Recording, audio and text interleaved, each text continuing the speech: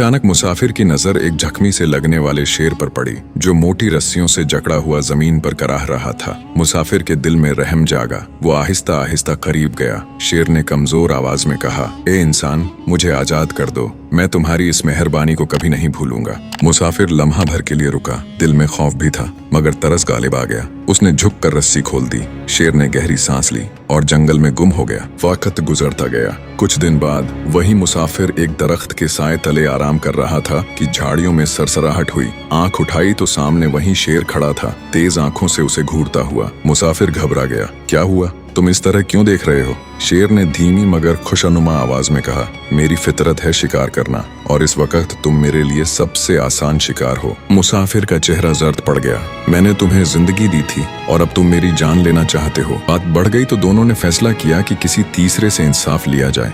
रास्ते में एक ऊंट मिला। उन्होंने सारा किस्सा सुनाया। ऊंट ने गहरी सांस लेकर कहा, इंसान सारी जिंदगी हम पर बोझ डालता है और जब हम कमजोर हो जाते हैं तो हमें छोड़ देता है। मैं तो शेर का साथ दूंगा। मुसाफिर मायूस हुआ मगर चलता रहा। आखिरकार वो एक दरवेश के पास पहुंचे। दरवेश ने खामोशी से दोनों की बात सुनी, फिर मुस्कुराकर बोला, मैं फैसला तब करूंगा जब तुम पूरा वाकया वैसे ही दोहराओ जैसे हुआ था। चुनांचे मुसाफिर ने शेर को दोबारा रस्सियों से बांध दिया, बिल्कुल उसी तरह जैसे वो पहले बंधा था। दरवेश ने नरमी से मुस्कुराकर कहा, फैसला हो गया। नेकी वहां न करो जहां बधी लौटने का खतरा हो। जो आजाद होकर काटने लगे उसे दोबारा बांध देना ही अक्लमंदी है।